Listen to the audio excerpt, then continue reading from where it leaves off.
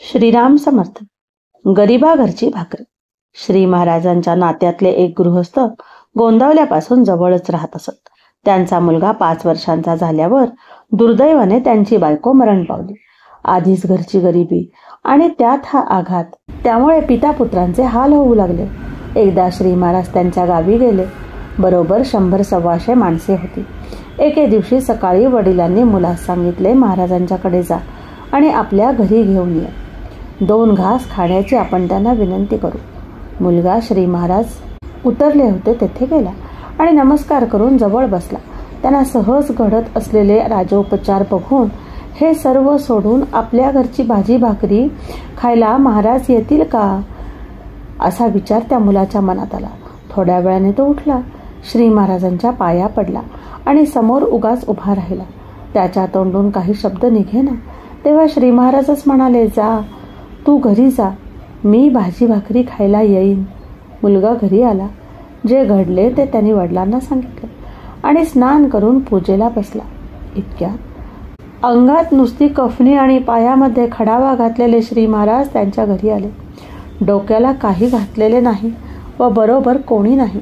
श्री महाराज असे केवळ एका बोलवण्यावर आलेले पाहून पिता पुत्र आनंदाने गहिवरून गेले. श्री महाराजांकरता काय करू आणि काय नको असे झाले. ते दोघांनाही कळेना काय करू ते. थोड्या वेळाने त्याने श्री महाराजांना स्नान घातले. इतक्यात कफनी, सवळे, गंध वगैरे वस्तू घेऊन एक जण आला.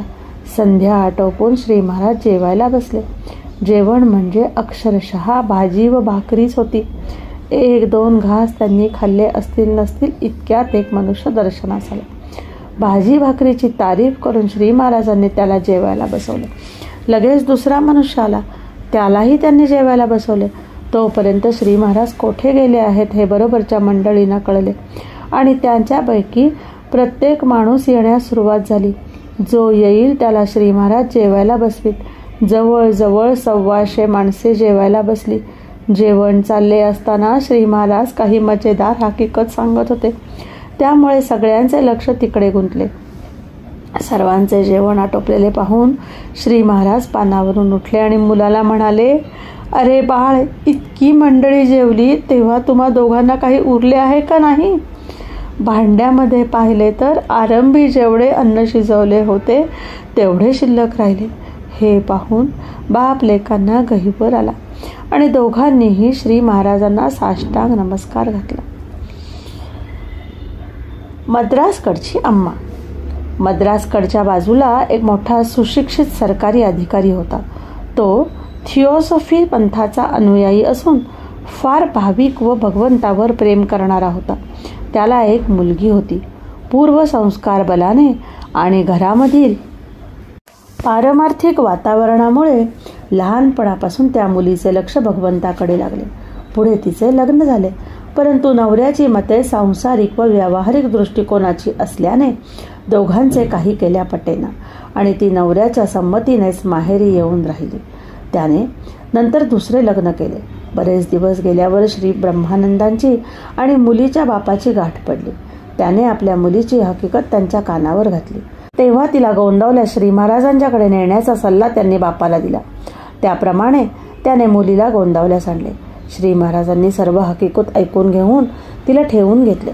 श्री महाराज तिला अम्मा म्हणत. सर्व लोक तिला अम्मा याच नावाने हाक मारित असत. श्री महाराजांनी तिला 12 वर्षे मौन धरून नामस्मरण करण्यास सांगितले होते.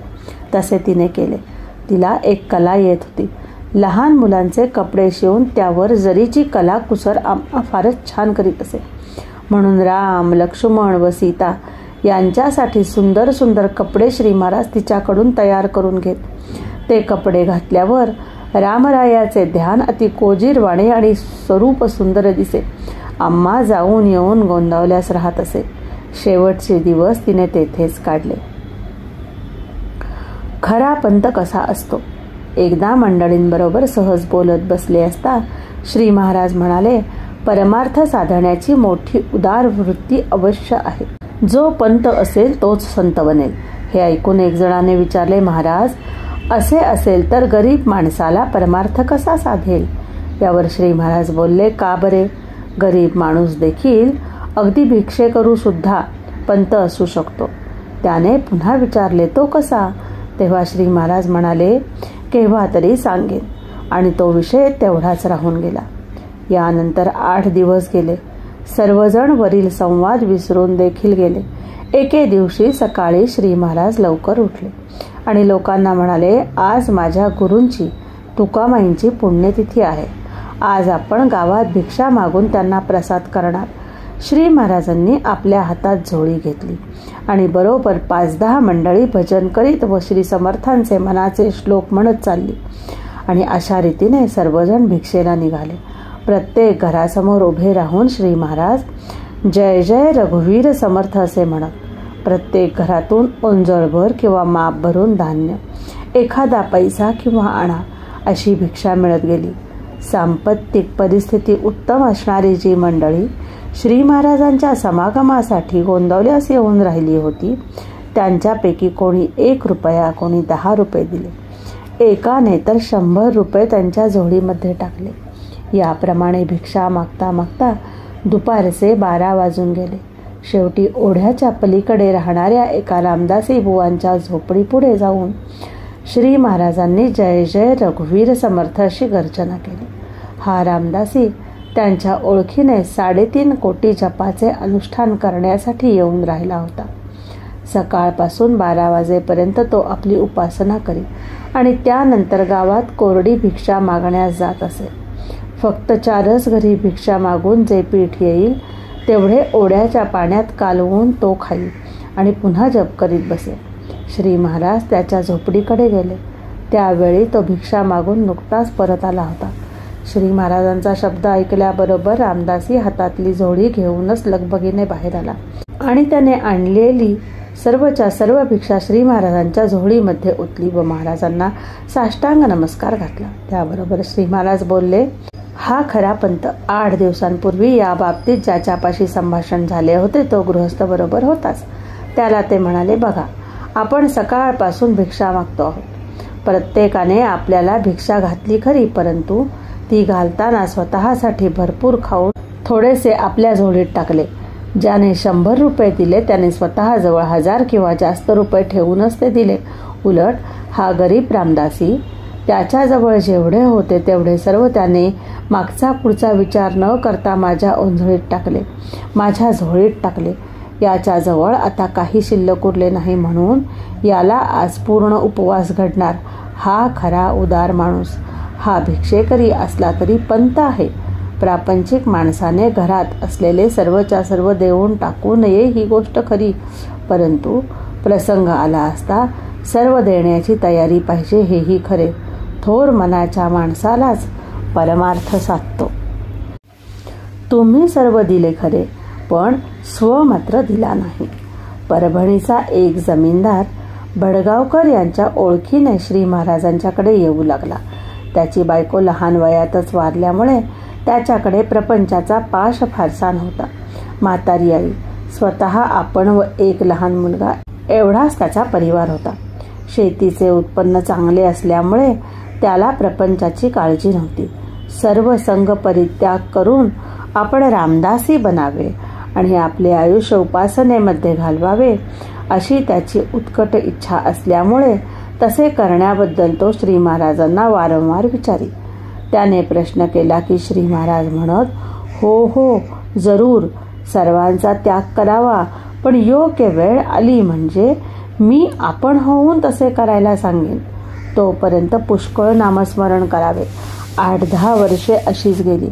नंतर मुलगा वयात आल्यावर त्याचे लग्न होऊन तो घरची शेतीवाडी बघू लागला आणि वयोमानाप्रमाणे आई थकत जाऊन ती काही दिवसांनी मरण पावली. जमीनदार फार सत्वशील, भाविक व कष्टाळू मनुष्य होता. गोंदवल्यास राहत असता तो अगदी साधेपणाने वागे. एक दिवस त्याने एक कागद तयार केला. त्यामध्ये त्याने आपली सर्व संपत्ती, भांडी-कोंडी, घरदार, जमिनी, जनावरे इत्यादी आपल्या मुलाच्या संमतीने श्री महाराजांना अर्पण केली आणि खाली आपली सही केली.